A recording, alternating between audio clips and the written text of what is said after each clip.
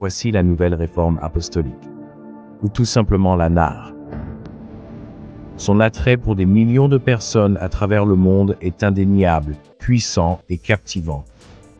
Des millions de personnes sont attirées par ces églises, assistant avec enthousiasme aux rassemblements, aux sessions de louanges, aux cours et aux conférences. Elles achètent les livres et la musique, donnent la dîme et des offrandes, font du bénévolat dans diverses activités et programmes d'entraide, et s'inscrivent même à ce qu'on appelle les écoles du ministère surnaturel, où l'on promet aux participants d'apprendre et d'être équipés pour opérer dans la puissance surnaturelle de Dieu. Elles rejoignent leur groupe de louanges, participent à des groupes de prière qui prétendent transformer non seulement la vie des gens, mais aussi l'atmosphère spirituelle de communautés entières, de villes et même de nations.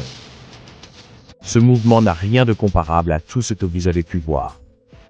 Des miracles sont mis en marche, se produisent à la demande. Les sessions de louanges sont des concerts de musique à haute énergie, exaltants et émotionnels, où les responsables prétendent ou suggèrent d'avoir une connexion spéciale avec Dieu. Ils partagent constamment ce qu'ils appellent des révélations fraîches, les présentant comme si elles étaient aussi importantes que les Écritures, même s'ils affirment que leurs révélations ne font que s'aligner sur le message des Écritures et l'enrichir. Pourtant, la façon dont c'est présenté donne l'impression qu'ils les placent au même niveau que la Bible. Mais ces messages et révélations ne sont pas les anciennes vérités de la Bible. Ils sont nouveaux, modernes et adaptés à notre époque, prêts à apporter la transformation que les gens attendent depuis si longtemps.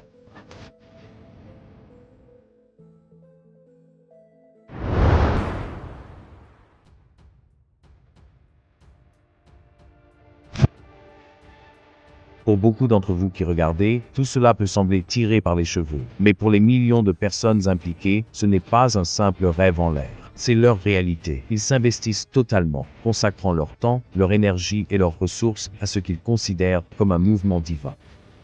Certains vont même jusqu'à déménager dans d'autres parties du monde, là où l'on prétend vivre l'onction et la manifestation constante et spéciale de la soi-disant présence de Dieu à des degrés extraordinaires. Il n'y a aucune hésitation, aucun retour en arrière. Pour eux, c'est le moment, leur occasion de faire partie de quelque chose que ce monde n'a jamais connu auparavant. Ils ont le sentiment que c'est un privilège unique dans une vie de rejoindre ce qu'ils considèrent comme un mouvement de réveil moderne, une action de Dieu, sans équivalent dans l'histoire du monde. Pour eux, c'est l'histoire en marche, un réveil spirituel auquel ils croient que Dieu les a invités à participer. Alors, bienvenue dans le NAR. Un mouvement mondial qui prend rapidement le contrôle des églises à travers toutes les nations, tous les peuples, toutes les langues, toutes les cultures et toutes les dénominations. Mais au milieu de tout ce qui semble spectaculaire et glorieux, il existe un courant sombre dont les participants à ce mouvement sont généralement totalement inconscients. À cause de cela, des millions de personnes sont continuellement attirées dans ce mouvement et y restent piégées, ignorant le danger spirituel auquel elles se sont exposées.